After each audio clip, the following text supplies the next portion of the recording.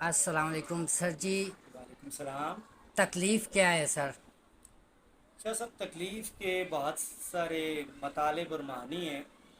بنیادی طور پر تکلیف جو ہے وہ کوئی باہر کی چیز نہیں ہے، وہ انسانی جسم کے ساتھ وابستہ ہے اور یہ انسانی نفس کے اندر میرے خیال میں انسٹال کر دی گئی ہے. کوئی بھی زیرو جو دنیا میں موجود ہے یا ہوگا وہ اس تکلیف سے مبرہ نہیں ہے. اس تکلیف کو اس نے فیس کرنا ہے، جو انسان ہو جانور ہو، کیونکہ جو اس کا جسم پیکر بنایا گیا ہے، اس جو تکلیف ہے اس کی ایک طرح سے پریزرویٹو ہے.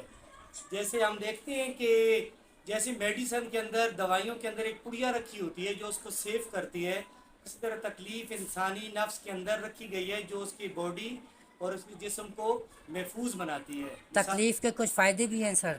جی، تکلیف کے بارے میں ایک اور پوائنٹ سن لیں کہ تکلیف جیسے ہم دیکھتے ہیں کہ جب انسان تکلیف، اب دیکھیے جانور بھی تکلیف اٹھاتا ہے، لیکن جانور کے اندر جو تکلیف کا ڈیٹا ہوتا ہے وہ یاداشت میں بہت کم محفوظ ہوتا ہے. آپ جانور کو مثال کے طور پر اس پر سواری کرتے ہیں، وہ تکلیف اسے اٹھاتا ہے، لیکن وہ اگلے دن، دوسرے دن، تیسرے دن اسے وہ بھول جاتا ہے کہ مجھے کچھ تکلیف ہوئی تھی، اور آپ اس گھوڑے پہ، گدے پہ دوبارہ سواری کر سکتے ہیں. لیکن چونکہ انسان کے اندر یہ جو ڈیٹا ہے تکلیف کا وہ لانگ ٹرم رہتا ہے. اس کے فائدے یہ ہے شاہ صاحب کہ جب آپ کو تکلیف ہوتی ہے تو آپ ترقی کرتے ہیں. مثال کے طور پر اب اگر انسان کو چلنے پہ تکلیف نہ ہوتی تو کبھی گاڑیاں نہ بنتی، کبھی راستے نہ بنتے، کبھی ہوائی جہاز نہ بنتے. اگر انسان کو یہ تکلیف فیل نہ ہوتی، جی سر. کبھی دوائیاں نہ بنتی، کبھی کوئی بھی زندگی کا شعبہ تکلیف کے بنا ترقی نہیں کر سکتا. آج بھی انسان کو جس چیز سے تکلیف ہوتی ہے ترقی اسی میں ہوتی ہے. سر اب کچھ انسان ہیں جو اس دنیا میں زیادہ تکلیف برداشت کرتے ہیں، اور کچھ انسان ایسے ہوتے ہیں کہ جن کو بہت کم تکلیف برداشت کرنی پڑتی ہے. تو آیا جن لوگوں کو زیادہ تکلیف، مزدوری کی، غربت کی پریشانیاں، بیٹی کی شادی اور جی بچوں جی کی تعلیم، تو ان کو پھر آخرت میں بھی کچھ اس کا صلہ ملے گا؟